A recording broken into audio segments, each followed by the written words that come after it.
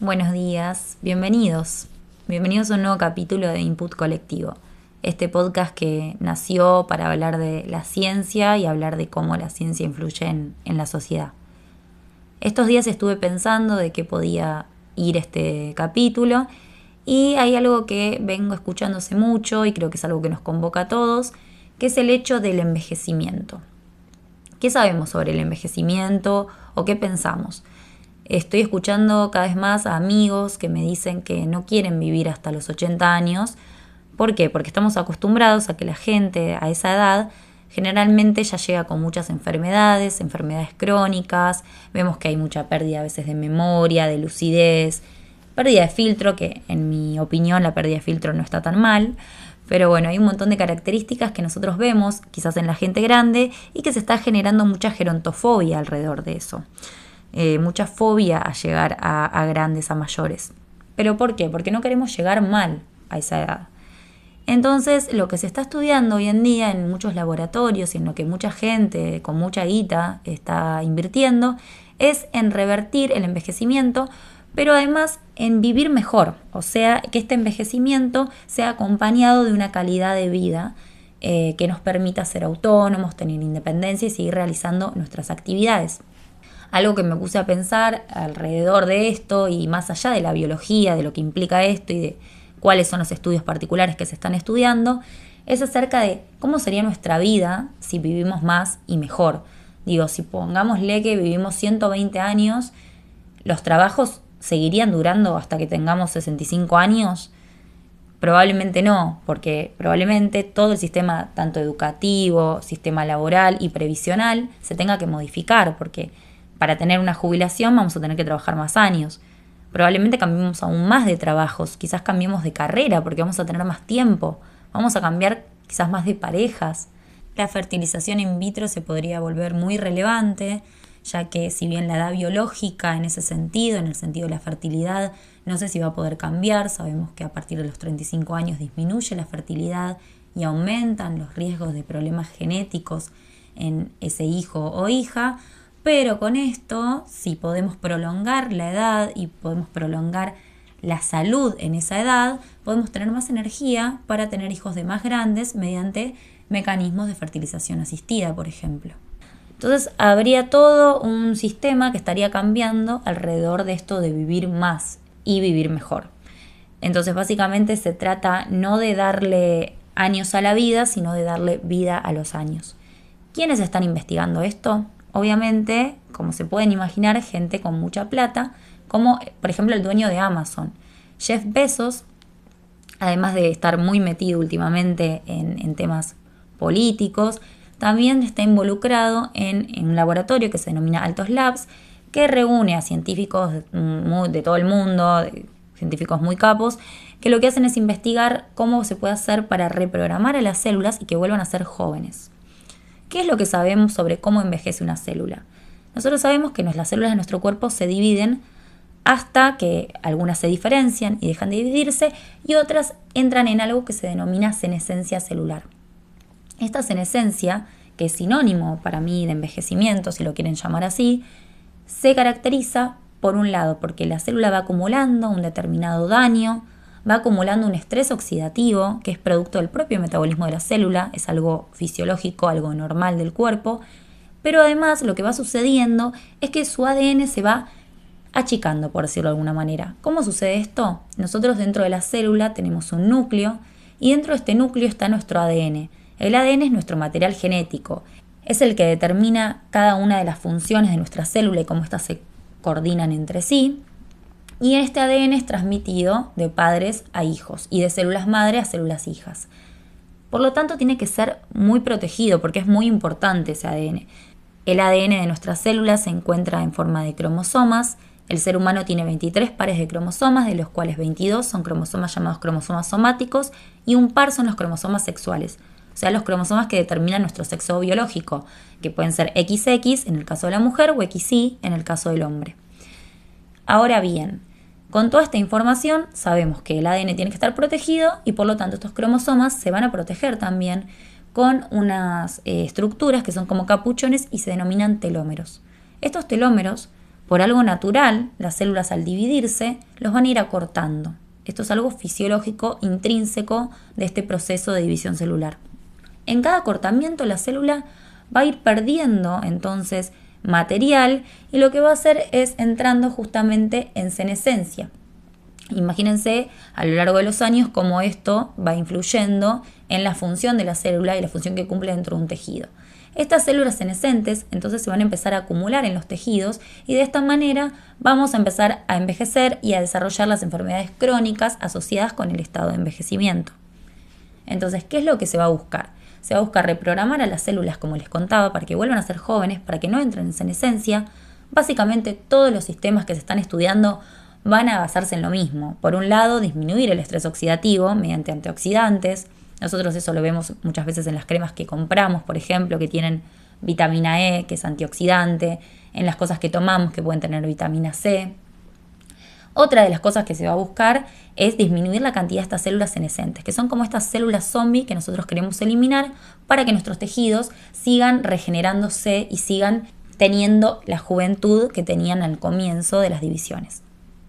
Otra de las cuestiones va a tener que ver con aumentar estas células madre, que justamente las células madre van a hacer lo contrario, las células senescentes van a ser células que, o casualidad, tiene expresada una enzima que es una molécula denominada telomerasa, que lo que hace es promover una determinada reacción. ¿Qué reacción va a promover la telomerasa en las células madre? El alargamiento de estos telómeros que les dije que se iban acortando en cada división.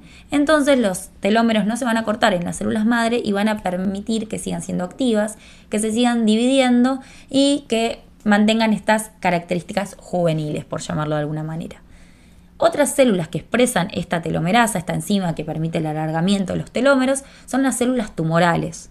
Sabemos que los tumores son muy invasivos, pueden migrar, pueden seguir creciendo indiscriminadamente y lo hacen gracias a que justamente sus telómeros no se acortan, por lo tanto las células no entran en esta senescencia o este estado secuestrado de su ciclo celular, como pasa con el resto de las células.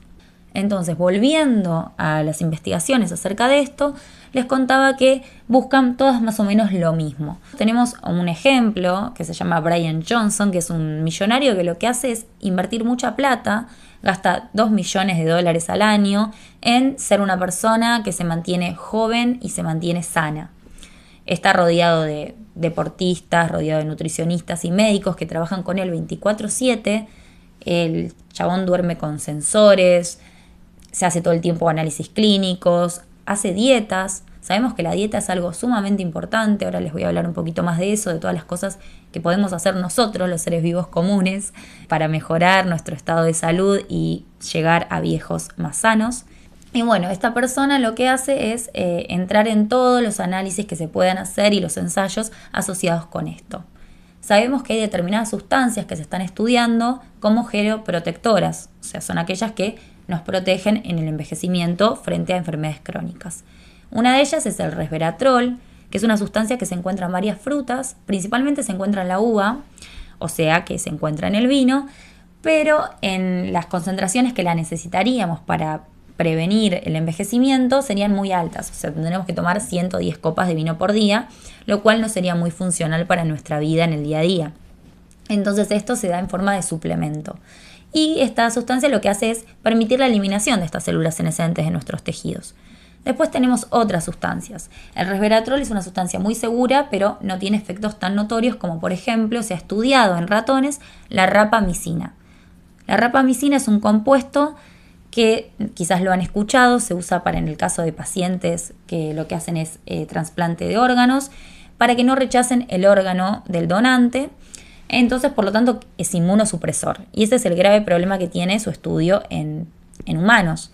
Porque al ser inmunosupresor puede prevenir el envejecimiento, pero a su vez también promueve que nos enfermemos más debido a que justamente lo que hace es deprimir al sistema inmune.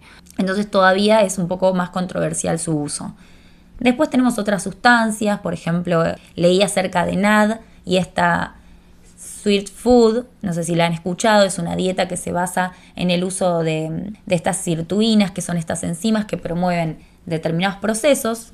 Cuando hablamos de enzima, hablamos de sustancias que están promoviendo alguna reacción química y lo que hacen estas sirtuinas es promover reacciones químicas que mejoran el metabolismo y hacen un efecto parecido al efecto que hace el ayuno o el ejercicio.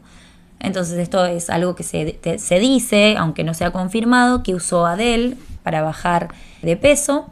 Y también hay otros compuestos como la espermidina, que es muy loco porque la espermidina es algo que produce la flora intestinal de nuestro cuerpo, o sea, la microbiota, esas bacterias asociadas al intestino que son beneficiosas para nuestra salud. Recuerden que hablamos en el capítulo pasado de antibióticos que hay bacterias que son beneficiosas.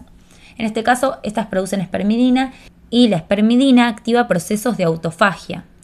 Estos procesos de autofagia son aquellos que están relacionados con la limpieza y el reciclaje celular. O sea, es un proceso muy importante para promover que la célula se mantenga joven y elimine las sustancias que se van acumulando debido al producto del metabolismo.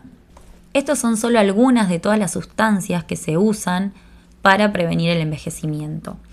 Pero si nosotros queremos hacer algo un poco más casero y queremos empezar a pensar en qué hábitos podemos cambiar, lo que se ha estudiado que sirve muchísimo, lo que alarga la vida, o más bien le da un poco más de sentido, le da vida a los años, son determinadas cosas más simples y a la vez también muy difíciles en esta era de tecnología en la que nos encontramos inmersos, en estos nativos digitales que somos, que son, por un lado, tener una red social fuerte, tener una red social que no se trata de tener muchos amigos, sino de tener esos amigos buenos, no tóxicos, eliminar la toxicidad de nuestra vida.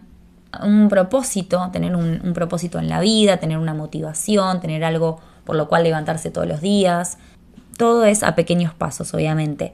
Dormir bien, sí, se recomienda que hay que dormir muy bien para tener una vida plena. Comer bien, y acá les quiero retomar un poquito esto de la alimentación, que también usan los grandes millonarios. Básicamente lo que se ha estudiado mucho ahora, si bien han ido cambiando las dietas y demás, ahora los nutricionistas entran en un consenso que es acerca del índice glucémico y su importancia en mantenerlo estable. Para mantenerlo estable sabemos que no tenemos que tener cambios bruscos de azúcar en la sangre, por lo tanto tenemos que consumir alimentos que no tengan tantas azúcares agregadas, tenemos que tratar de consumir azúcar más bien por la tarde y no ni bien nos levantamos para no elevar los picos de índice glucémico. Y bueno, un montón de cuestiones que se están estudiando acerca de la revolución de la glucosa y hay muchos libros respecto de esto. Básicamente lo que se busca es mantener un equilibrio, un balance en el azúcar en el cuerpo. Y este balance lo podemos trasladar a todo, ¿sí? A tener una vida balanceada en cuanto al ejercicio, en cuanto al sueño, en cuanto a lo social. Todo esto puede parecer muy imperativo, pero bueno, es lo que se ha estudiado que puede promover esta vida plena. Recuerden que moverse es tanto externamente como internamente, mantenernos activos leyendo, estudiando, además de nuestras relaciones con lo social. Quería que pensemos también en las consecuencias de una vida longeva, porque por un lado podemos llegar a ahorrar quizás, ¿no? Ahora en esta época que es tan difícil ahorrar para una casa propia, si vivimos 150 años capaz que podemos llegar a ahorrar para una casa propia. Pero, ¿quiénes son los que en realidad van a llegar a vivir 150 años? Los que ya tienen una casa propia, los que tienen 10 casas propias. Esto es algo que no creo que esté en un futuro cercano a la disponibilidad de todos. De hecho, no sé si han escuchado que ahora se hace una criopreservación a la gente que muere. Yo firmo un contrato en vida y voy pagando por ese servicio en el cual, una vez que yo muera, si estoy bajo determinadas características que tengo que cumplir, me congelan y confío en que la ciencia el día de mañana pueda avanzar y descubrir cómo descongelarme y revivirme. Hay mucha gente que se está congelando, que está firmando estos acuerdos. Se han congelado niños que han muerto de pequeños, se han congelado también mascotas. Y esto es algo que hay muchas empresas que cobran un dineral muy alto por esto. Entonces, esto es algo disponible para muy pocas personas. Es algo que no lo veo muy cercano a incorporarse en ninguna obra social ni nada parecido, sino que bueno, van a ser unos pocos los que van a poder ser longevos. Entonces, sobre esto, nuestra revolución, nuestra única posible revolución como seres humanos comunes y corrientes, es tratar de nosotros llevar una vida más sana con pequeños cambios en el día a día y con una conciencia de lo que nos rodea y conciencia de a dónde queremos llegar. Recuerden que tener un propósito es muy importante para vivir mejor.